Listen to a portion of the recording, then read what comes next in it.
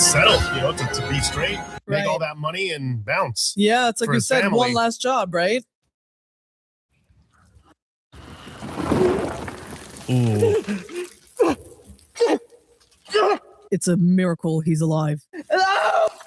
Hello! Oh. I can't move. I can't.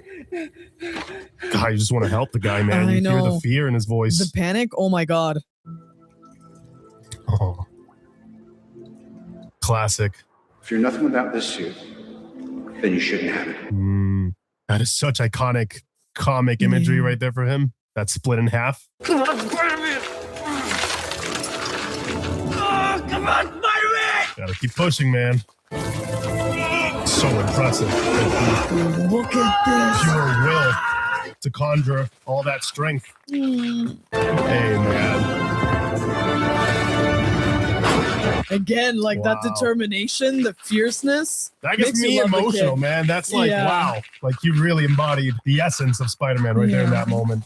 And that is also such a big moment in the comics. Him being buried and him coming out of the rubble like that. Wow. That's just the homage to that. It's great. Cool. Upgraded, huh? Yep. With a full-on green color scheme.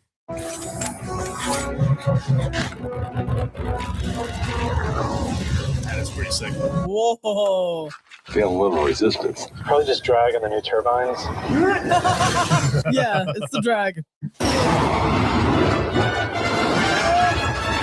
I'm actually enjoying how it's kind of like a heist movie with him, too. Yeah. Oh my God! Oh my God! Oh my God! Wow. Trust me, boss. One of those boxes and we are set for life. One. That's all they need. One box. Oh, God.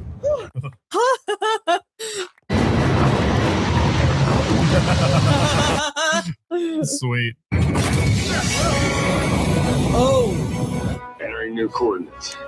Of course, so they can pretend that everything is still fine while they steal all that cargo. They're smart. They're good at this. They would have gotten away with it if it weren't 100%. for this guy. Hot dog. Hot dog. Hot dog. Yeah, dude. Just the reactor box alone would have made him billions of dollars. He's like, I don't need this shit.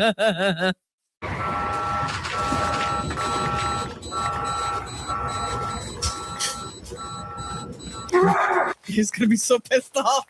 He's really done everything to get rid of him. He's not gonna play around anymore. No. On the outside of an invisible jet! Ah! Finding my girlfriend's dad! Yeah, super casual. Ooh. Whoa. Yeah, he's going for the kill now. Dude, this is tense as hell. Chief, they're losing altitude. Get out of there. I'm not going home empty-handed. Yeah, of course. Yeah. He came this far. He's already getting in trouble if he gets caught, regardless. Oh my God! Shit, yep. Oh Straight towards the buildings. Get out of there. What are you doing? Please turn! Please turn! boy. Oh my God. They're losing altitude quick.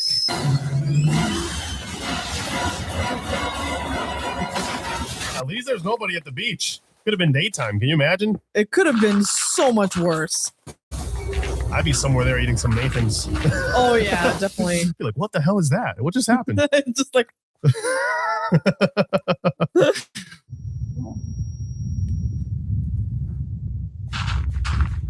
Oh. Hey, Pedro. oh God. Oh. Oh shit. Dude, the action actually feels Visceral, gritty, yeah.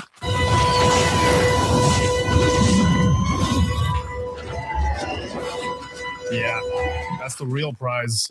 I like that his objective is really not trying to permanently get rid of him. It seems it's just like getting out of here with the prize. Your wings just gonna explode! Oh, the core. Oh, I'm trying to save you! the fact that he's still trying to save him. Yeah, he's not realizing.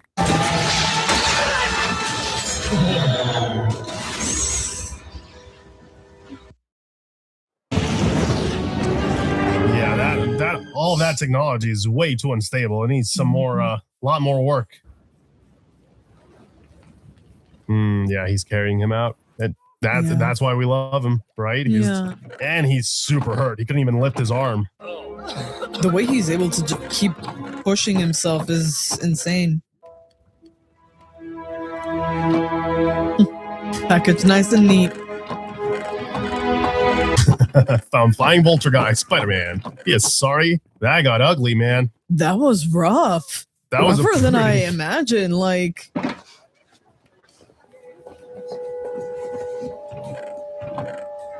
oh, they're leaving. If there's anything I can do to help. I guess we're moving to Oregon. Mom says it's nice there, so that's cool. Move away. Dude, that's a massive change. Whatever's going on with you, I hope you figure it out. He had to make the choice. Yeah. And it's understandable because, like, to her, every time something important to her happens, he's not there for it, right? We will need a new team captain next year, so I am appointing Michelle. Hell yeah. I gotta go. Hey, where are you going? What are you hiding, Peter? I'm just kidding. I don't care. Bye. All right.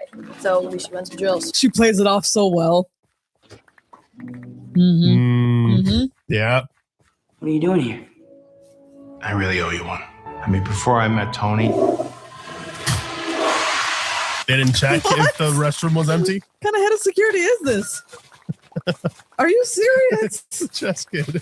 He's like, I don't know what's going on here, but I'm just gonna wash my hands. Yeah, kid, take your time. Look at that kid's facial expressions. Who is this guy?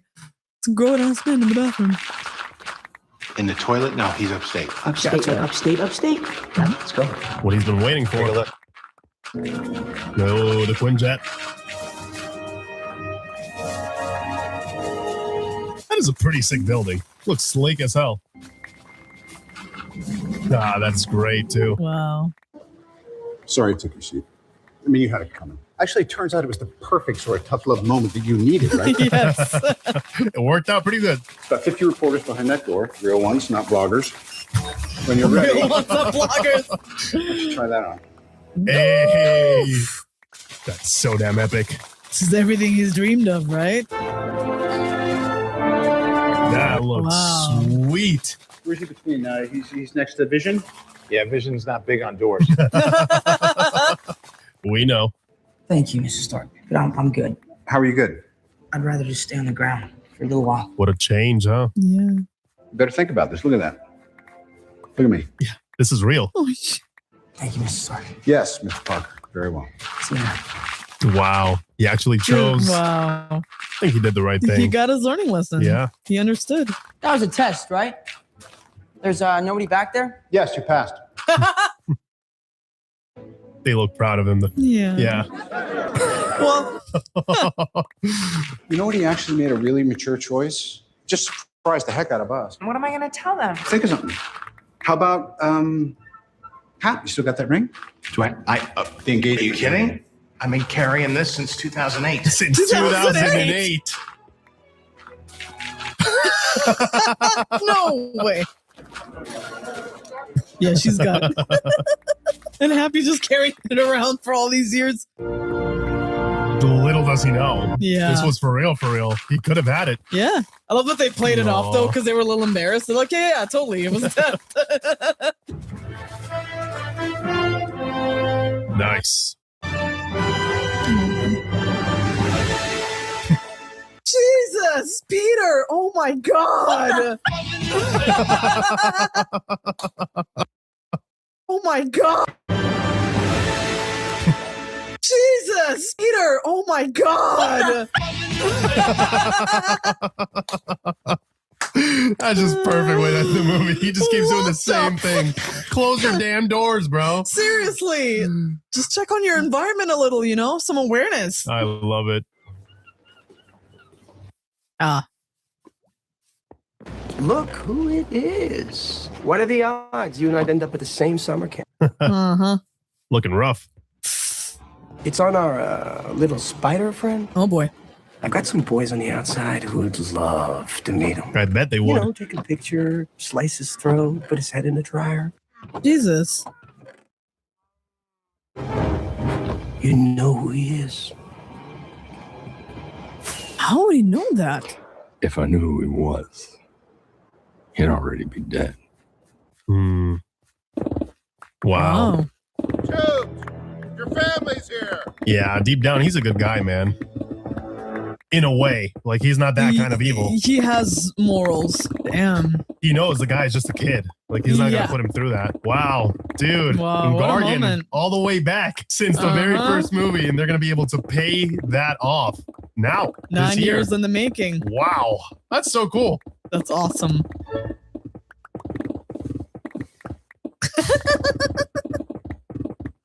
Here to talk to you about one of the most valuable traits a soldier or student can have. Patience. Sometimes patience is the key to victory. Sometimes it leads to very little, and it seems like it's not worth it. Doesn't now. Yeah. And you wonder why you waited so long for something so disappointing. How many more of these?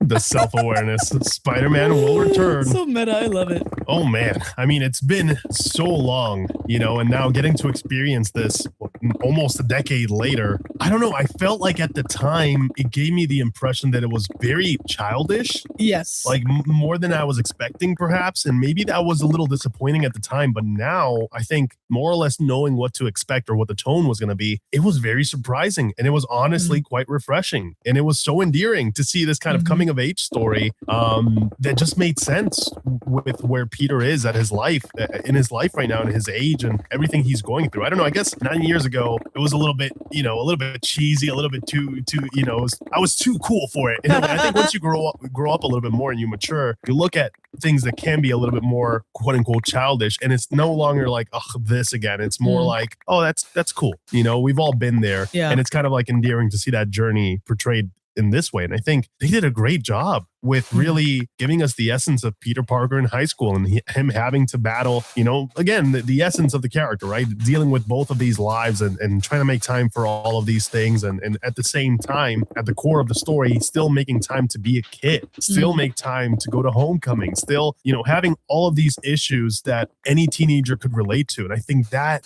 right there is the magic of this character. You know, later on when he grows up, we've got other issues, but Spider-Man has always been one of the most relatable superheroes ever. Yeah. And I think getting to see his journey this young, perhaps 9 years ago, I didn't really appreciate it that much, but now I really do, you know, getting to see where it all started and seeing that the man that he's going to become is so freaking cool. Yeah. I mean, for me, it was the same way. Like, yeah, this feels like really high school, you know, and I feel like it felt harder for me to relate to for some reason. And I think, you know, like as we get older, I think there's a different spot of empathy that kind of just brews within you. And like now, you know, when I look at this, because he actually does feel and look like he's 15, right? So that it does make a difference, you know? I'm not saying there's anything wrong with like Tobey Maguire or Andrew Garfield. I think there's just, when you see someone who really looks and feels so much younger, it hits harder. Yeah, right? You feel so much for them. Yeah, like you think, you know, all I could think the entire time is like, holy shit, he's only 15. He's a child. Yeah. He shouldn't be doing any of these things, you know? He should be able to just live a normal high school life. Right? That's what we all kind of wish for him, right? To slow down, you know, don't try to grow up so fast. But that maturity comes when you're an adult. I feel like 10 years ago or 9 years ago, we were at the stage where we were coming out of that period, we were already young adults looking back. And I guess in perspective is like, well, what we're dealing with is much harder than high school. But now 9 years later, you realize how hard that period of time is in your life. Yeah, like, it is. It comes with a lot of change. It does. And like when you look back, I think it's easier to be like, wow, he's got a lot on his plate. Yeah. Exactly. I think, you know, it's very easy in certain stages of your life to be like, high school, like you have no idea how hard life gets later on. I think it's very easy to forget, what life feels like when you're at that age, right? Where popularity is important because for all the context that you have in your life,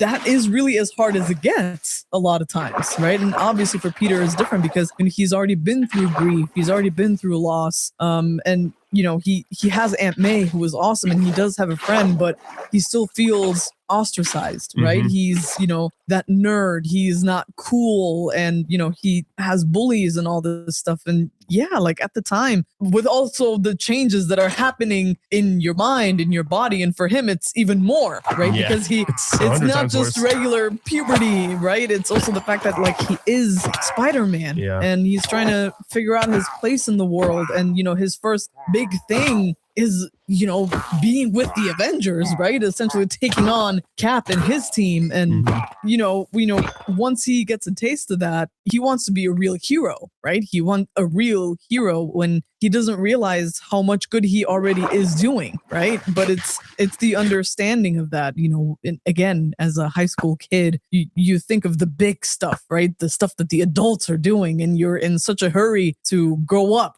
right? And it's I want to get a job, I want to do this, and I want to be a grown-up and not have anyone tell me what to do anymore. And when, this time is also really precious. So the fact that, within the span of a movie that he's able to understand that and say, actually, I'm going to just chill and stick to being the friendly neighborhood Spider-Man shows immense maturity, right? And the empathy that we already feel for him. And we see how hard he's trying to make it to everything, right? We see that he is trying to keep some normalcy in his life, but he also wants to excel, right? He has this drive, like you said, this sense of responsibility where he does want to do more. He wants to make a difference. He wants to do something with the powers that he has. And that is very commendable, but the way he approaches it also carries a lot of immaturity, right? Yeah. And I think that it was so great that they showed us that he's not always, making all the best decisions, because that's what happens, that's what high about being a teen. It's making mistakes and slowly figuring out, where you want to be and who you want to become. And the fact that they were able to blend all of this, make us root so much for this kid, especially after some amazing iterations that we got beforehand, the way that they were able to also carve out their own identity and make this story that's already been told feel fresh. They did an amazing job. I don't know what the hell I was thinking almost 10 years ago when this came out. Over time, this movie really grew on me, honestly. I'm so glad to hear that. Yeah, I feel the same way, and at first, midway through the film, I was getting a little bit annoyed that we were getting just so many gadgets and so much stuff included with the Spider-Man suit. And I'm like, we're not getting, because of all these things that he has, we're not getting the time to kind of savor all of this progress. It kind of feels like we're speed running through it. But then in the context of the story, I get why he needs the help. And when that clicked, I think that happened somewhere during the ferry sequence. I was like, yeah, without this, I mean, what could he have done? Right. It starts to make sense why they included it. And I think, from a story perspective, it made sense why it would be there, because you need, Spider-Man at this point in his career needs the assistance. He has zero experience and he's making a lot of mistakes, whether we like it or not, whether it's circumstance or not. People, when you make mistakes in situations like this, people's lives are in danger. And I think that's kind of a big part of why, I mean, obviously it is, but it's a big point as to what Tony was trying to tell him. It's dude, there's a responsibility there. You mess up there, people die. That's on you. And if you die, that's on me. So it's there's a hierarchy of responsibilities here that can't be left, unchained or untethered. He's got to be keeping an eye on this kid because he's just a kid and he does not really understand how things are going to go down. He doesn't have the foresight to understand what does a plan B look like? What does a plan C? He kind of puts all of his chips on one bet. And then if that thing doesn't work out, then we see what ends up happening. And there's that level of immaturity that really does feel natural to the character. And at this point in his life, it's pretty fair that that's going to happen. Yeah. And I really enjoyed that take on him. He is a proto Spider-Man at this point. And I enjoyed how he's also trying to figure out where exactly in the level of a superhero does he land on, right? Is he trying to take care of just the little guy? Could he go further? He's very ambitious. Yeah. And at the end of this movie, he realizes that for all that ambition, sometimes it's great to kind of step back, smell the roses a little bit, live your life a little, but also be there when you're needed. right? And I think that arc is very important because, again, it's that thing. Again, is like for us now as adults, in hindsight, is like, yeah, I wish I could tell my younger self, hey, dude, it's all gonna be fine. Relax a little bit, like enjoy your time. And we all. I've heard this advice from my parents. I'm sure everybody has, but it's like, yeah, like slow down. You don't have to grow up that quick. And we see that with him too, right? He's been speed running through that, trying to grow up as a superhero. And that's what I love about this movie, how they blend the coming of age story with him being a superhero. He's trying to be an Avenger, which is his version of growing up, right? And he's trying to speed run through that. It's like, dude, be Spider-Man. It's fine. Be on your own. Like, take care of your neighborhood. People appreciate that. And you're seeing how much good he's doing for what he's doing, right? In his place. But you also understand the ambition of wanting to be celebrated and get the credit that Iron Man does, right? In this world, it's like, oh my God, he's a celebrity. He's not only Iron Man, he's also Tony Stark when he's not wearing the suit. It's like, dude, could that guy be any cooler? You know, of course, he's so impressionable at this age that kind of gets lost in the sauce. And I really, really enjoyed Tom Holland's portrayal of the excitement that it would, you know, how it would feel to be sucked into this world coming from Queens, you know, like growing up in Queens, New York, and just being a normal kid all the way to getting to fly private jet. You know, Tony Stark's private jet ended up in Berlin and in an airport fighting Captain America. You know, it's massive. So when he's plucked out of that and placed back into his high school, you do feel like, oh my God, I'm back to normal. What do I do with my life now? Yeah, it feels like a downgrade, doesn't it? I mean, especially once you understand that, you know, there is so much going on out there, right? So much evil, so much trouble and danger and all of these things. And, you know, he gets to be part of it, right? And there is that stage where I think it's also very relatable. How do you go back to just caring about high school? Especially and band practice and those things? Of course. I think it's completely understandable. And though there is I don't want to say frustration, there's like this desire in the audience to be like, okay, wait, well, slow down. You know, you don't need to keep calling them and spamming them. They'll call you, you know, when they need you. But when you think about it, it's like being part of the cool crew, right? Yeah. Because again, how is he supposed to care about mundane high school stuff, right?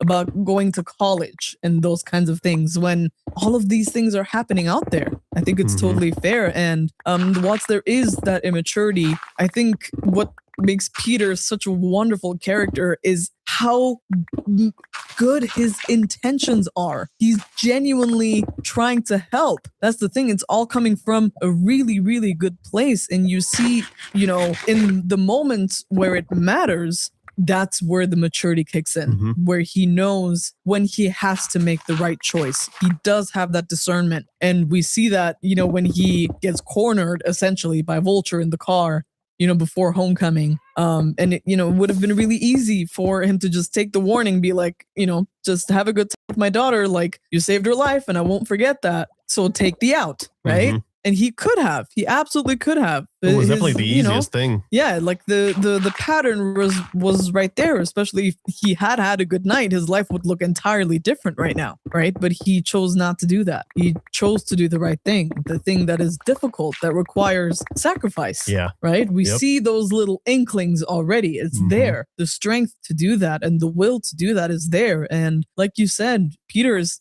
you know, Spider-Man is so relatable because like we know he's struggling. You know, there's just something different about that is more relatable, I think, right? I mean, obviously, if heroes like, you know, Cap and Thor, and, you know, like the big heroes, right? Or someone like Tony Stark, who he's not struggling for money. Like, he's good. He's all set. You know, he has everything he needs to circumvent any problems that there would be. But with Peter, it's boots on the ground, right? It's like the complete opposite aspect of it. Because with Tony, we appreciate him because it's like, you don't even have to be doing this. Like, you're a billionaire. You could just be living your life, yet you choose to put your life on the line. And that's commendable too. Absolutely. But this is Peter's just like, dude. Yeah, because how many of us have, you know, just sprinted off the subway because we're going to be late for our job, or, you know, where we don't make the kind of money that we wish we could, and we're in trouble, or we're the outsider, right? Because the thing is, again, like with Tony, he's the cool guy. He doesn't have to worry about it. He's already so naturally charismatic. Yeah. Right? Again, not saying that he doesn't have his own demons. We love Tony as a character, but in certain aspects, he has life a lot easier, right? And then you have someone like Peter who was living life on hard mode. He really is. Well, the thing about You know? Spider-Man is he's always been one of us. Yeah, Like, exactly. it's He's so one of the easy. people. Yeah. 100%. And that's why, like, I always love the aspect of him that is the friendly neighborhood Spider-Man. He can do the big stuff, absolutely. But the fact that he cares enough, you know, about his own people, about Queens and helping the little guy, Yeah. because he knows what it's like to be the little guy. And that's why I also really appreciate what Vulture represents as a villain, because, like, in a way, they share a lot of commonalities. Absolutely. Right? You know, years ago, obviously, when they got screwed over by the DOD, he put everything on the line so they could do this job. Right? And they were not taken care of for it. Because the thing is, like, that's also something that pissed me off. Because I'm like, you have an insane amount of budget. This man is telling you that he overextended himself, that he made these massive purchases and sacrifices so that he could do this job. And you're not even going to compensate him. You're going to steal it right out from under him, which I understand. Pay him fairly for what he's spent. Right, exactly. Like Yeah. national security and all that fucking jazz. I understand. That's fine. But, like, really? We're not even going to help the guy out? They just left them all out to dry. Like, I completely understand the rage. I would be filled with it too. I would hate Tony, like, if I were him and the DOD and all these people that, you know, came in and did this stuff, and then the little guy has to clean up after them, and then you don't even get, you know, the rewards for it or the reputation that should go along with it. So the fact that they're both like the little guy that got screwed over, but they end up on opposite sides, there's something very tragic about that. And I really like that. That's what the whole point was for the Vulture, right? Like, he never forgot where he came from. He knows how important money is and, like, what it can get you, right? It's not about the big fancy things or whatever. It's about security. It's about protecting your family. It's about the peace of mind that comes with that. Because, like, his daughter, she's clearly very smart. He wants to give her the best future that she can have. He wants her to go to the good colleges so that she doesn't have to worry about, oh, you know, like, how am I going to pay tuition? Am I going to be in debt and all this stuff? He's thinking about all of that, right? So the fact that is the villain in this, I think, is very tragic, but also very poetic in that way. I was going to say, is it just me? It really does feel like Adrian Toomes' Vulture, you know, Michael Keaton's Vulture, it feels like he's one of the better written villains in the MCU, even though I understand Sony, but it's still MCU.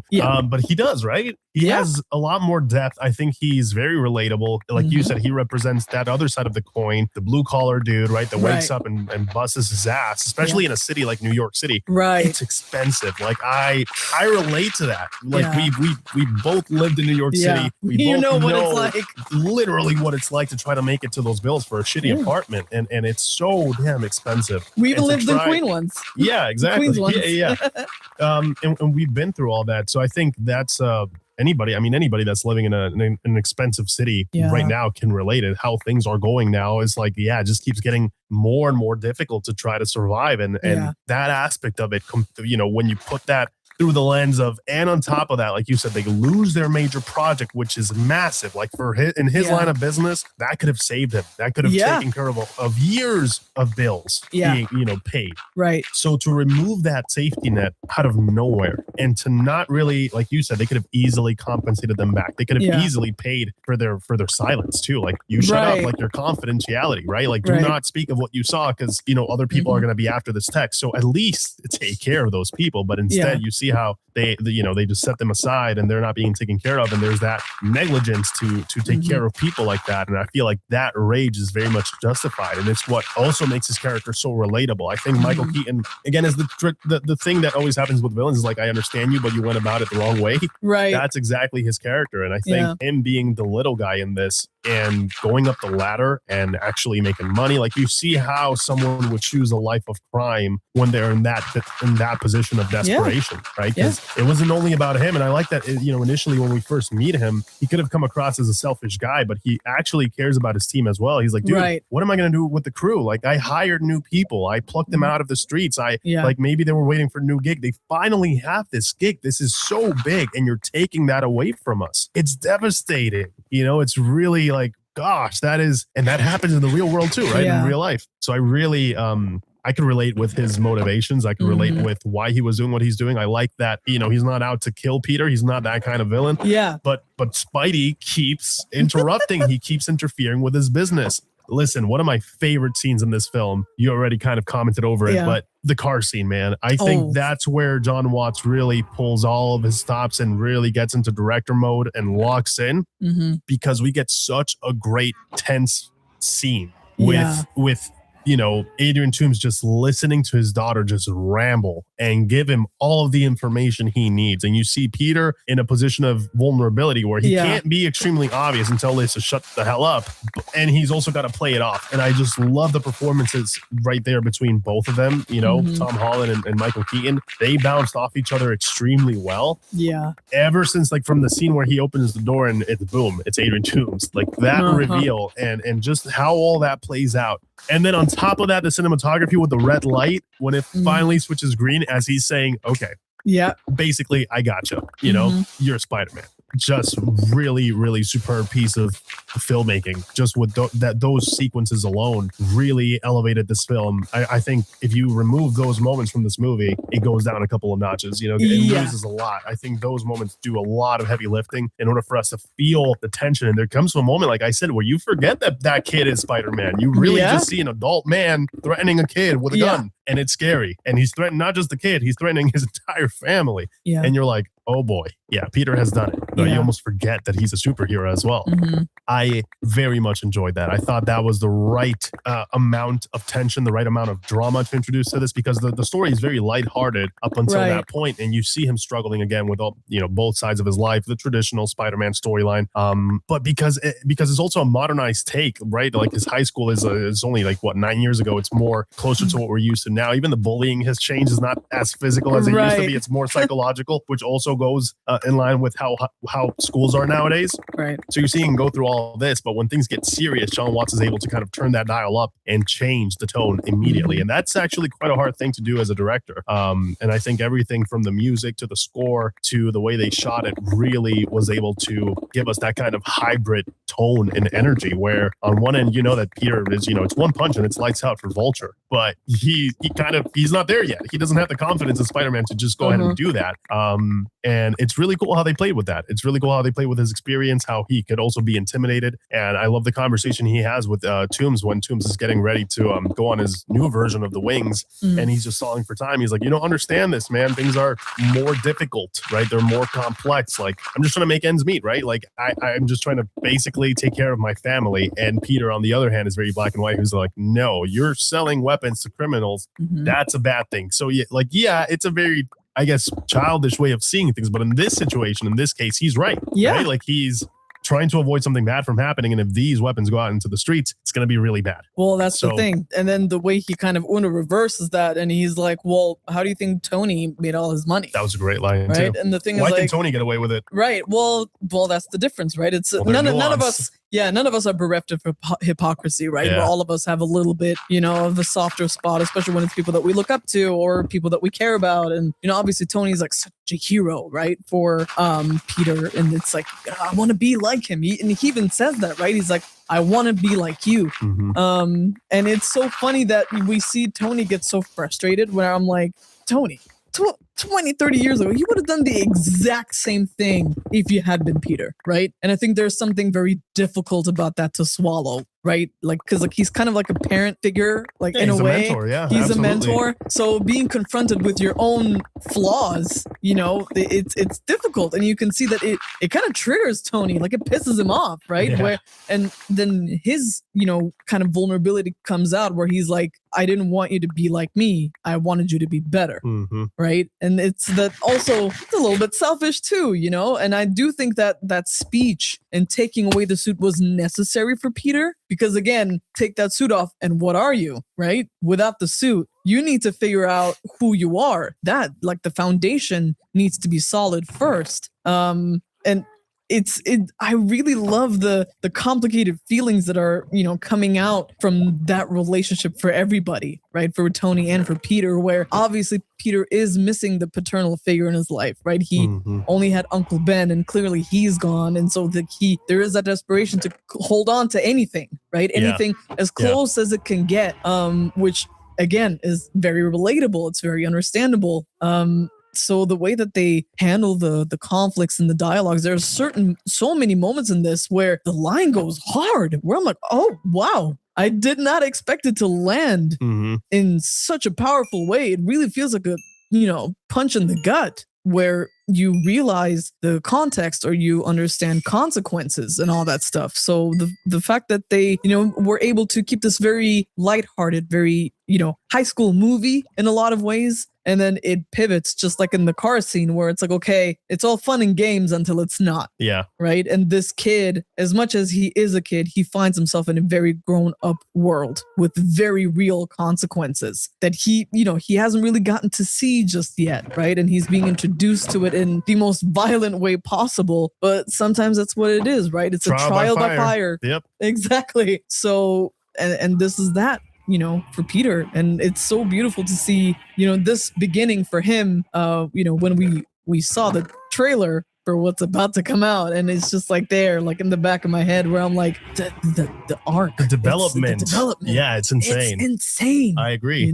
It's so endearing again to see where things started, because like when you look back, that's when you really see the distance. I feel like because it's been so long, we're revisiting these movies. Now we actually get to look back and we see the height that we're at, right? It's like one thing is when you're climbing and you're constantly in the move, but when you look down, you're like, oh my God, that's the progress that we've made, and how much time has passed. And he looks so young. He does. He looks I know. so young. It's insane. And it's so funny because I always thought that he looked exactly the same, but like now I'm like, oh wait, no. He did actually grow up. Yeah, we all did. And that's the magic of it. Like, we're so blessed to live in a time where we got to grow up with this Spider-Man too. You know what I mean? And it's like, dude, we had got three all three Spider-Men in our lifetime. Yeah. That's insane. Yeah. And this one is has got the massive blessing that it is to not just complete his trilogy, but also now move on into a fourth one, new territory, which I'm so stoked for. I cannot wait to see what they do tonally there. But I'm also excited to see how he develops more and more leading up to the closing of this trilogy. But I think for a first step, for a first entry, this was really good. I don't know what the hell was wrong with me 9 years ago.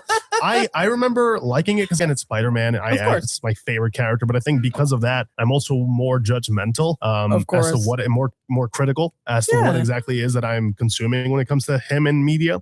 But I think this is fine. This is perfectly fine. It's not just fine. This is phenomenal. Let me rephrase that. This is really good in the sense that they managed to give us a really cool hybrid that's, very much a coming of age story with a superhero element to it. And it very much feels like Spider-Man, yet it's not Spider-Man just yet. And I feel like that is the main distinction to kind of understand is like, we can't expect, I don't know, Toby Spider-Man 2 vibes from this, right? He's not there yet. He doesn't have the experience. He's running out, and we have to kind of cut him some slack. And I feel like perhaps I lacked the patience.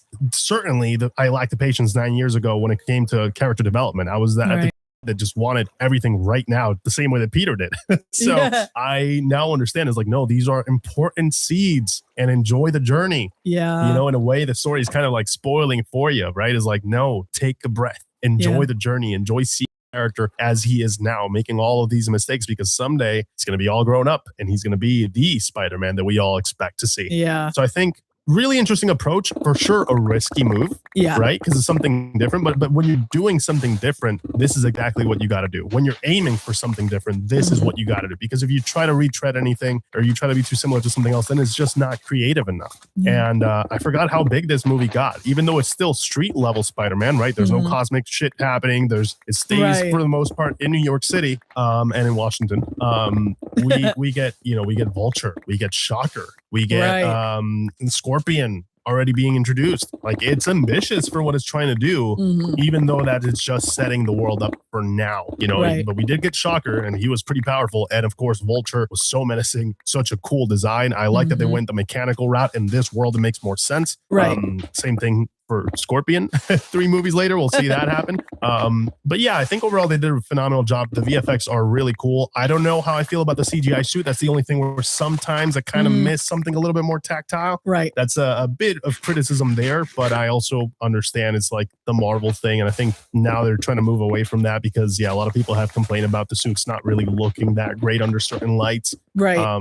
I agree. There were moments in this where I'm like, the lighting doesn't really match the suit. It's too dark for the suit to look that bright, but whatever. Like, Yeah. you roll with the punches. You can't. Not everything can be perfect here. Music though, phenomenal. Michael Giacchino, specifically the score for Vulture and those more tense moments. It was going hard, dude. The score had so much versatility in this, and again, very Michael Giacchino in that sense, where you get the main theme, right, for Spider-Man, obviously, and I love how they're able to change the mood of the same theme, same notes, right? Yeah. But depending on, are they doing it staccato or are they doing it legato, where like it can make it feel more youthful and whimsical versus more serious and it's almost like tragic and heartbreaking, but also hopeful, right? There's so many different emotions, and obviously I agree, like Vulture's theme, and anytime he steps on, like what we got to hear was absolutely amazing. And again, it just goes to show how important score can be. It really sets the tone, especially I have to refer back to the car scene, right? The way things change with the acting and the score and the way that they edited things. Got dark quick. It got dark so fast where it's like, oh wait, we're not just here for shits and giggles. It's not fun and games anymore. Yeah, exactly. It's getting serious now, right? And how casual he was about it too, where he just super casually reaches for the gun and then just kind of holds his hand right there. He's not pointing and aiming it at him. Doesn't need to. He doesn't need to. Yeah. And this movie does have that a lot, like where they exist in the subtleties, and that's more than enough to drive a point home, right?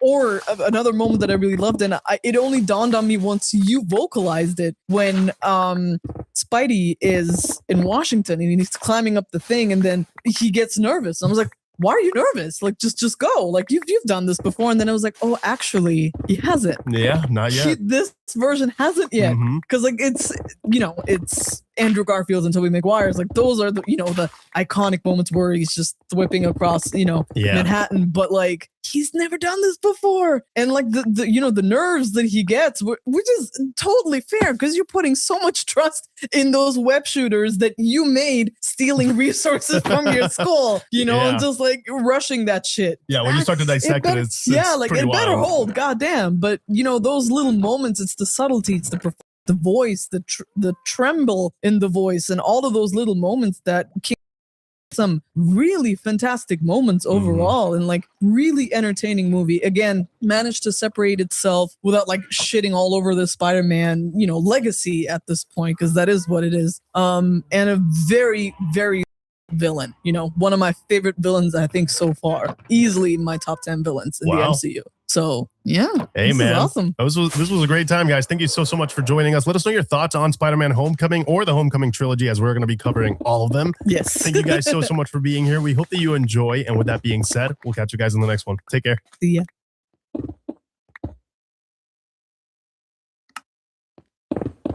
Senna. All right, we're going to watch Night at the Museum. Thanks for joining us. Here we go. It's like exciting though. It has that like that first feel when you first go to Disneyland, and you're just like, oh, wow.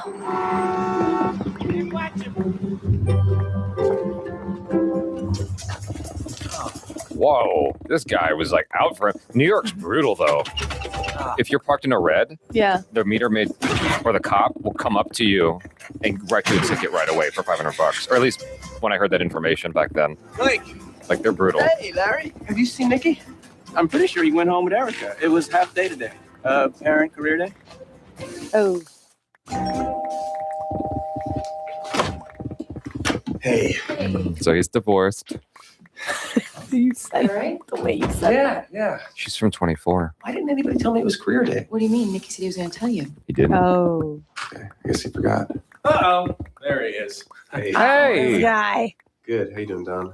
Get out of here, Don. Good. Leave me alone. Hey, why don't I go tell the little corn cob you're here? Great. Oh, leave me alone. Wow, your fiance really manages to squeeze a lot out of that belt. Oh, it's like he's the Batman of stockbrokers. Bond trader. Hey, how's it going with that Well, their virtual relationship seems reality good. driving range that you wanted to open? Still waiting for the technology to catch up with the idea. I mean, it's not easy. There are a lot of moving parts. Do you think you You think Nick would like Queens? You didn't get evicted again, did you? Oh no. I wonder why they got divorced. I don't know how much more of this Nikki can take. I mean, every couple months, it's a new career, a new apartment. If it wasn't for Nikki, I wouldn't say anything.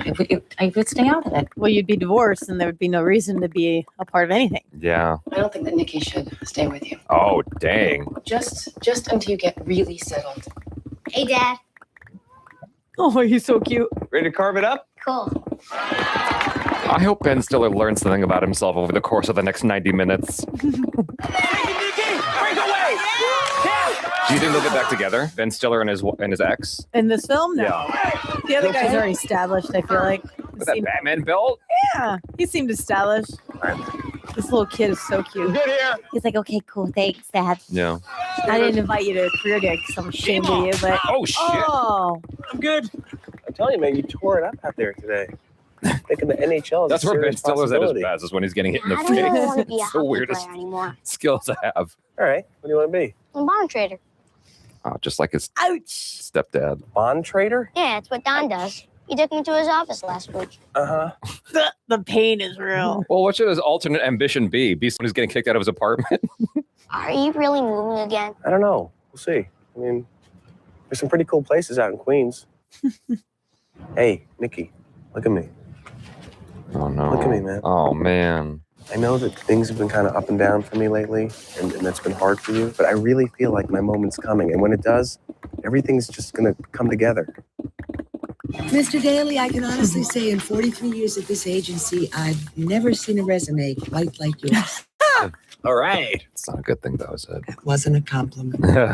Oh, man. It says here you were the CEO of Snaptime Industry. Well, that was the umbrella corporation for my invention, the snapper. You know, you snap, lights come on.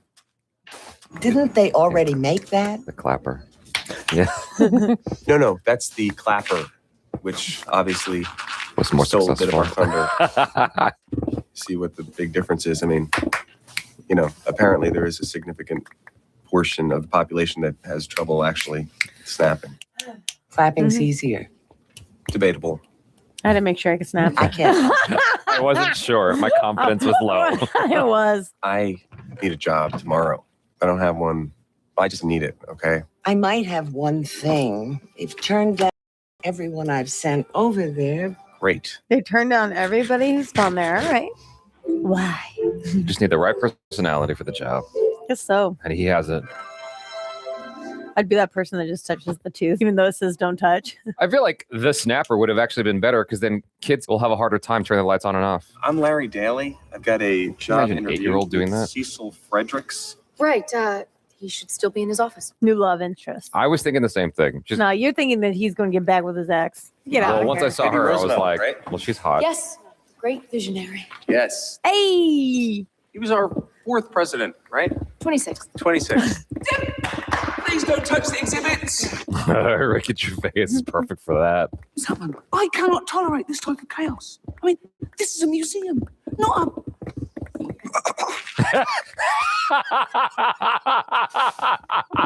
He couldn't even say anything else. So frustrated. I've had that type of frustration. Hello. Oh, just kidding. Hey. I'm Larry Daly. Are you Mr. Fredericks? No, Mr. Fredericks is my father. I am Cecil. Good to meet you, Larry. Nice firm handshake. Like that. Come on in. Yours is weak. The museum is losing money. Hand over fist. I guess kids today don't care about wax figures or stuffed animals. So they're downsizing, which is code for firing myself and the other 2 night guards. I'd like you to meet my 2 colleagues here. Oh. Reginald, Gus. Oh my gosh. I was Legends. All legends. All 3 of them. Larry Daly, the kid who wants to be the new night guard. He looks like a weirdie. It's wonderful guard, terrible people skills. Now listen, Lunchbox. Don't try anything funny.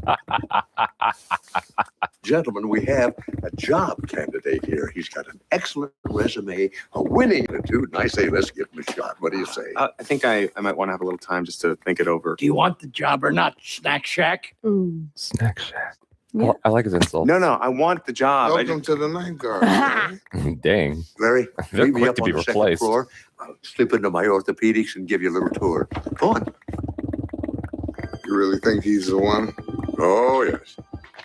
He's the one. Why? Oh, for the magic. I know, but why? He's a man What of is it character. about him? They just see his character. They like his character. Something about him is like, that's just, he's the one. They're all getting old, so they probably can't keep up with things or something. Yeah. Oh, yeah, yeah. They probably held that magic position This is the for a long time. I remember these little guys. Cute. He's probably like, why do I need a tour of this? Like, I'm just gonna be standing here. They just shut off the lights. Are they going to disappear? Oh no. Oh, it's no, already that's him. That's happening. him. No, it's him. He's testing him. That is in poor taste. Seriously, though, no fooling around in here. All He right, just throws it on the As you floor. can see, it's pretty quiet Yeah, here these it days. feels like somehow disrespectful, right? Yeah, that's your Till of the Hun. And here we have our Easter Island head. Oh my God, does that come alive? And this, of course, is the Hall of African Mammals. Oh, monkeys. I love monkeys. Will you still? It's cute. Look at his face. Yeah, He's like, We call him Dexter. That monkey looks He's sad. quite a little ball of fun, aren't you? Moving on. he doesn't look like he likes Dexter too much. I love Ben Stiller's expressions. Wow. Oh, quick, like. And in things that in light. tomb right down there, the Pharaoh himself. And hanging on the wall behind him was his most prized possession, the tablet of Lachman Ra. 24 karat gold is worth a fortune. Wow. Very cool. I could pay your rent. He's not impressed. I feel like he's like very cool. The instruction manual. Instructions. Damn, that thing is like as Start old with as the. 1, 2, 3, 4. Are you cracking wise? I ought to punch you in the nose. This guy. Leave him alone, Hopscotch. Gus. You got it covered, right, Larry? I love his Yeah, insults yeah, so I got much. Lunchbox, hopscotch. Larry, He takes do the 'em job in very order, serious. do them all, and do them quick. And the most important thing of all to remember, don't let anything in or out. Out? Good luck, son. That's it. That's the only instruction. That's the only help to get. That thing looks so old. Like as old as the Declaration of Independence. Look at that thing. How's it holding together? Hey, India. The T-Rex is gone. Cecil! What the fuck would he do? Like, what would he do with the T-Rex? That thing's huge. This is weird. Oh, I'd be freaking out. I'd be like, oh my God, somebody stole it. It's drinking water, isn't it? Oh no.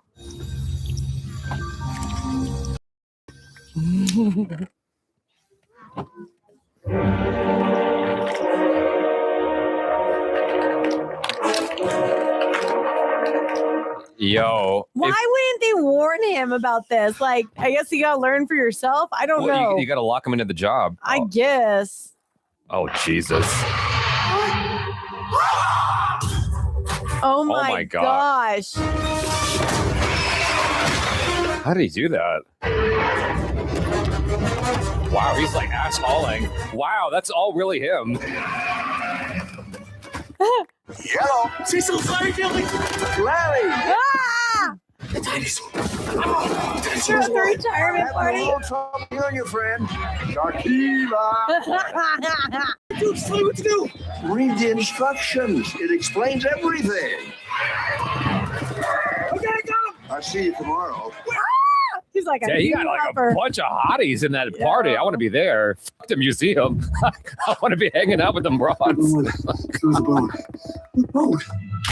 Oh. Oh, he's like a puppy. He even gave the bone to him.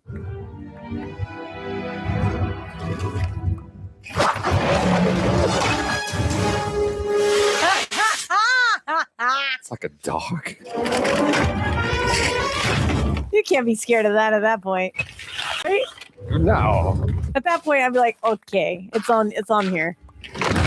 None of them died yet. Well, I mean, they made it to old age. Yeah. Oh!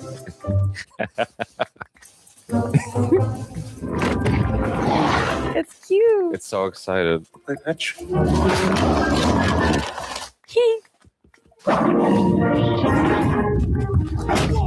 Yeah, I was like, is that gonna hit him? And it just as soon as I thought it hit him. Oh. Oh my god. Whoa.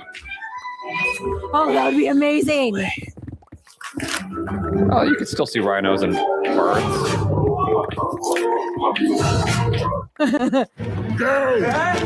Dum Dum, Yes? you give me gum gum. I give you gum gum? You do Dum Dum, you give me gum gum.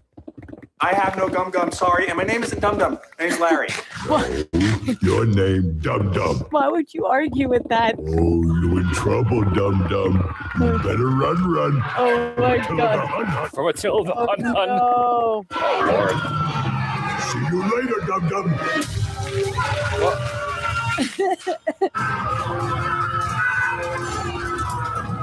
Ah. Oh my gosh. They just want to chat. Oh gosh. Oh. That could have been violent. Ooh. It's peaceful here. For now. Hey. How you doing? Are you Pocahontas. Sacagawea? Never mind. You're Sacagawea? I guess I'm racist. Oh, Sacagawea. You're Sacagawea? The glass. I can't. Don't open it. Lock up the lions or they'll eat you. Oh no. Hey, hi. Tim here. Oh, that's great makeup. How you doing? I'm new here and it says I'm supposed to lock up the lions or they'll eat me. Vai cercare Leone da un'altra parte. Galileo? Oh no. Oh no. Close the door. Oh. Jeez. Your list. Wrong way. Oh, you're so dumb. I can't. He locks himself in with the lions, with all them animals. Hey, hi. Well, maybe he read something in the instructions. It says to lock himself in. If it's cool with you, I'm just gonna get my paperwork and get out of your hair. Okay? Oh, the monkey. He's gonna learn about the monkey today. Is there a bone he can throw? Ah.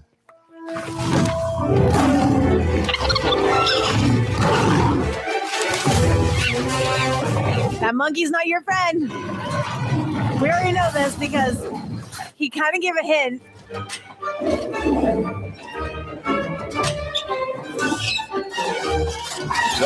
Those instructions have been through everything. I know. They're so tattered. The monkey probably stole your keys. Oh shit. It's got to go back in there. I love how they already know what's going to happen your first go. Yeah. The monkey probably stole your keys. No. Come back. Offer him some Dewey? food. Is your name Dewey? Dewey. No. What's Dewey? Dexter. Right? Hey, Dexter. Give him a banana. Yeah. What a good boy. That's okay. Oh, thank you. Yeah, he's messing with him. Thank you very, very much. Oh my god. Oh my god. It's got like a proper horror movie. Oh my gosh. Oh. Hey, there's no blood. Forget you. Is it peeing on him? Bad monkey, stop that! It's not. Do you have an issue with me? Huh? Do you have an issue with me? Because if I have a problem with somebody, I don't pee on them. Let me tell you something. No. Oh my god. Dexter! Oh shit, he's gonna rip it up? Don't. I know what you're thinking. Don't do it. Not a good idea. Oh no. Hey, don't encourage him. You think you're funny for your friends? Huh? You three guys, you think you got what? He's the ringleader and you're like a little audience? Yeah, no, don't do it, okay? Look at. Oh, you're screwed now. Oh my god. Oh, this is not happening. This is why PDFs are useful. And email. Why? What the? I guess they have to preserve the magic instructions like as analog.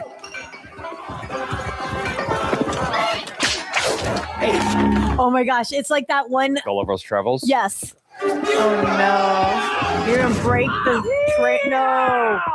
Oh, time, Owen Wilson. Shut up! He's in this too. I love Owen Wilson. Every night, year after year, one of you gods locks us up in these boxes. Well, I hereby say, sir. Fire up the Iron Horse, boys. Oh, jeez. Is that gonna hurt?